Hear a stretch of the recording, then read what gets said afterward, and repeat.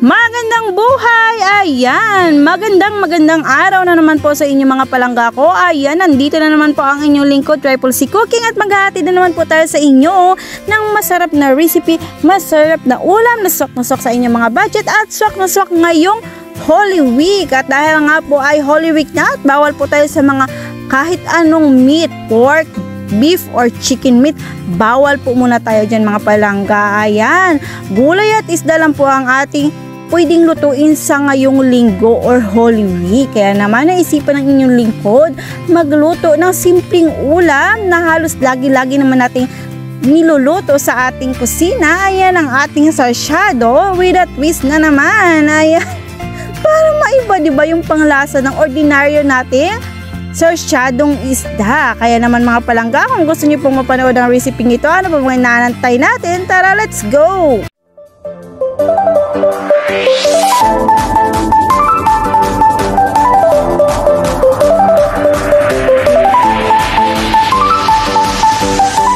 Arat na mga palangga, tayo na po't mag-start magluto. Ayan po yung ating fresh na buraw, or sa iba tawag nila ay bulaw-bulaw na isda. Yun, buraw po yan ang pagtawag dito sa amin sa Palawan. Ayan, fresh na fresh. Nilagyan ko lang po yan mga palangga ng asin at paminta. Tara, let's iprito na po natin. Ayan na ang ating kawali na may mainit na mantika. Tinilagay na nga po natin dyan ang ating isda. Ayan, o diba? Priprituhin lang po natin yung ating isda at medyo tutustahin natin ng kaunti. Ayan, o diba? Bilis maluto, magic. Ayan, pinas forward lang po natin. Nag-cut tayo ng kaunti sa pagpiprito dahil nga po ay napakahaba. Ayan, habang piniprito natin yung ating isda, ayan ang ating bawang. Nabalatan ko na yan para hindi na masyadong mahaba yung ating videos. Ayan, tinanggalan po natin yung mga sirang bawang. Ayan, binalatan na natin at pinitpit na natin. So, atin na po yung idadice or pipinuhin. Yan. Diba? Ayan. So, pag pino na yan mga palangga, ay ano pa ba? Di-set aside po natin. Ayan. Tinapon natin yung medyo sira na or bulok na bawang. Tinapon natin para hindi masama doon sa ating bawang na tinadtad. Ayan. At binalatan natin itong sibuyas. Yung sibuyas kinapture ko na lang yung pagkakabideo ng pagbalat kasi hindi naman siya masyadong maawat gawin.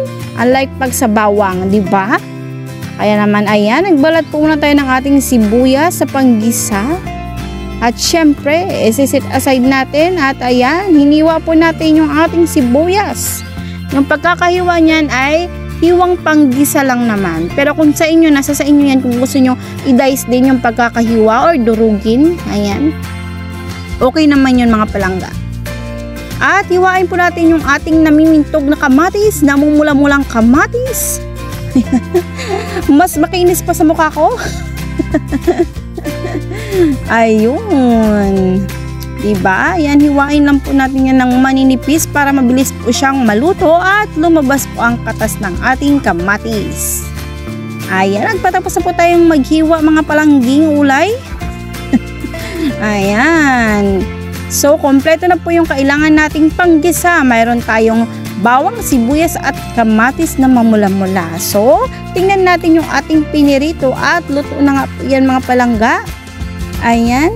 Yung gitna ng bandang ulo ay ating tutustahin. Ayan, ganyan ba kayo magprito?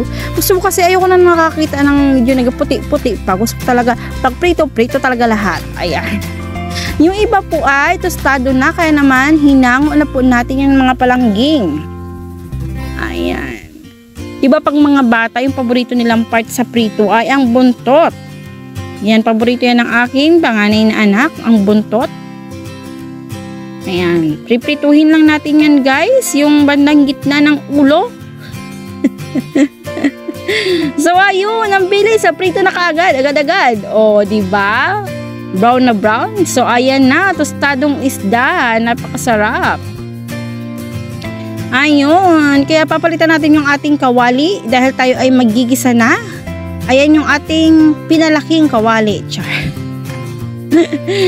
Ayun, naglagay tayo ng kaunting mantika. At syempre, mekos-mekos yan. Tornado na yan, insan. So, una natin ilagay yung ating bawang. Ayan, isote-isote lang natin yung mga palangga or gisa-gisahin lang natin.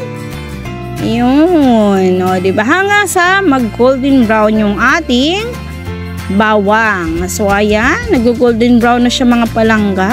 Gumaganda na yung kanyang kulay. Hindi na siya maputla. Diba? Anemic lang. At sinunod natin mga palangga ang sibuyas panggisa. Syempre, diba? Ayun. O, inayos natin ng kaunti yung ating camera. Pinalapit natin para makita nyo ng husto. At ayan na po ang ating kamatis. Ayan, makatas ang ating kamatis. Pag pumili kayo guys ng kamatis, dapat yung makatas, tapos makintab yung kanyang balat. Ayan, para siguradong juicy ang ating kamatis. Yan, dudurugin natin yan guys, ang ating kamatis. So, maglalagay tayo ng patis, konti lang. Yung, baka umalat yung ating lutsuin.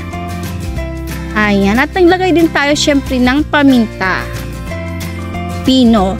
Pero nasa sa inyo yan mga palangga kung anong pamintang gusto nyo gamitin. Pwede po yung crack. Ayan, at saka pino. Yung buo, ewan ko na lang sa inyo kung gusto nyo gumamit ng buong paminta. Ayan, pisak-pisain natin para lumabas yung katas ng kamatis. Ayan, o diba? Napisa na natin yung ating mga kamatis. Lumabas na yung katas ng kamatis. Kaya naman, sunod natin ilalagay dyan ay ang ating cheeser na apple iced tea sparkling soda. Alam nyo ba guys na yung apple iced tea sparkling soda ay free or cheeser ng Emperador. Ganon. Ay kasi bumibili yung asawa ko ng Emperador, may libreng ganyan. Instead na bumili ako ng Sprite. Ayan na lang ang nilagay ko. Take note, napakasarap niya. Umagaw yung alat at yung tamis ng soda. Ayan, nagkulo na siya guys. O kumulo na siya guys. Kaya naman maglalagay na tayo ng binati nating itlog. Ayun. At wag nating hahaluin agad para makita natin yung pagbuo ng itlog. Ayan. Dahan-dahan lang ang paghalo. Ganyan lang. Kasi kapag hinalo nyo siya agad guys, mapapansin niyo yung itlog hindi siya buo, parang nadurog. Ayan. Bago natin inilagay yung ating prinitong isda or tostadong isda. Lami kayo guys, diba? Ready na ang ating pangumaga, tanghalian at panghapunan. Napaka budget friendly ng lutuing ito dahil nga mga palangga ay konti lang po yung ingredient na ginamit. O, diba? May ulam na. At naglagay po tayo dyan ng native na sibuyas dahon. Ayan, napakasarap. Mayroon ka lang sosyalerang ulam sa murang halaga. Siguro gumastos lang ako dito mga palangga ng mga 100 pesos or 120 pesos. Ayan. Try nyo maglagay ng soda sa inyong sasyadong isda. Kakaiba yung kanyang lasa. Kakaiba yung kanyang patwis. Ayun. Diba? Para maiba naman yung malasahan nyo doon sa ordinaryong sarsyadong isda. Ayan. Ready to eat na mga palangging. So, ayan. Mag-start na po tayong mag-presentation. Goods na ang ating ulam. Ayan. O, diba? Akalain mo bang 120 pesos lang yan? Diba? Napakasosyal kapag sa kalendarya mo na yan binili ang isang peraso o 2 perasong hiwa na yan eh. Magkano na kaagad? 50 pesos, diba? Ayun. Swak na. Survive na ang isang araw. O, diba? Lami kayo. Good for magahan tanghalian at hapunan na yan. Ayan, mga palangging ulay. Ayan, thank you so much po sa inyong panunood ng aking YouTube channel, sa aking mga upload. Ayan, sana patuloy nyo pong subaybayan ang upload ni Triple C Cooking.